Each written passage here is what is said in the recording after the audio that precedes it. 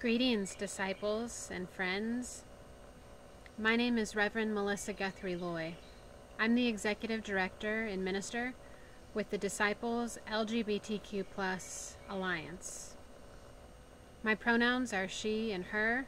I live in Greensboro, North Carolina.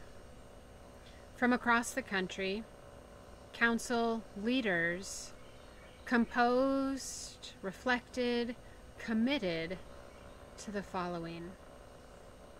While we articulated these commitments at the end of Pentecost and the beginning of Pride Month, we revisit them now to share with you. Marked on our calendars this week are Pentecost and the beginning of Pride. Pentecost lifts up the ways in which we might be filled with the sudden, fiery Spirit of God. Pride Month arose with the bold resistance of trans women of color after a violent police raid on the Stonewall Inn in 1969. This year, Pentecost and Pride are finding definition in the unrest and the uprisings erupting across our country and globe in specific response to the murder of George Floyd and in broad response to police violence against Black and brown people, as well as centuries of racist violence and oppression. The Spirit of God is pouring herself out, driving us to cry for wholeness, knowing that no one is free until we are all free. As the leadership of the Disciples LGBTQ Alliance, we are committed to the work of inclusivity and justice for all people on all fronts.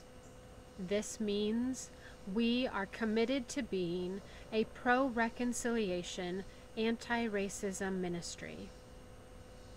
As our General Minister and President, Reverend Terry Hoard Owens, said, this means we must choose. We must choose every day to be who we say we are. That means not only standing up, but speaking up and acting in solidarity without fear. We lament the death of George Floyd and all others murdered by law enforcement in our country. We support those demonstrating against these and against police violence in our country. We, like Reverend Dr. William Barber, thank God that people are in the streets refusing to accept what has been normal for too long. We recognize that America's original sin of racism is something for which we must continue to repent. We repent of the ways in which we benefit from and perpetuate white supremacy. We acknowledge and seek to grow from the ways we have tokenized or minimized the concerns of our Black siblings and other siblings of color. As we speak up and stand out against the racism and violence we see clearly in this moment, we recognize the importance of sustained work in the future, and we are committed to the ongoing work of learning, repenting, and growing in our work of anti-racism. The Spirit of God does not move in isolation. When she stirs us and falls upon us, she invites us to gather together as one, that we might be anointed to set the oppressed free.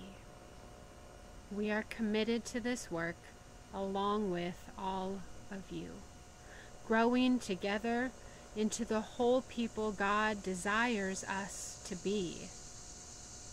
We, the Disciples LGBTQ Alliance are committed to dismantling systemic racism and the schemes of injustice in the world. We are people of word and right. How do our words make a difference? How do we move from words to action? Pastors and preachers, those with and without the titles, they are penning prayers, laments, confessions. Those are among our rituals.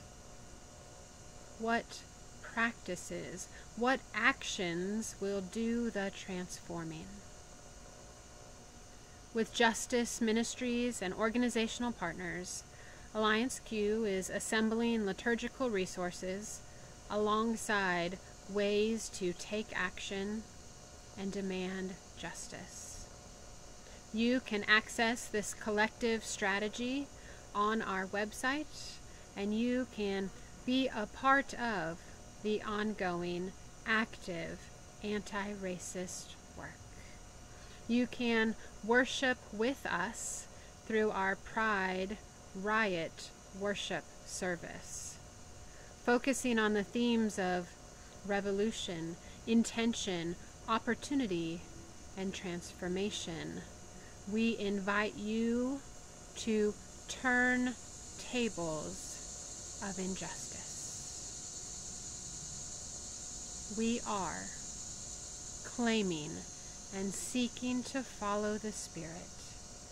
We are embodying the all-inclusive, just love of Jesus with God's power and peace. May that peace be with you.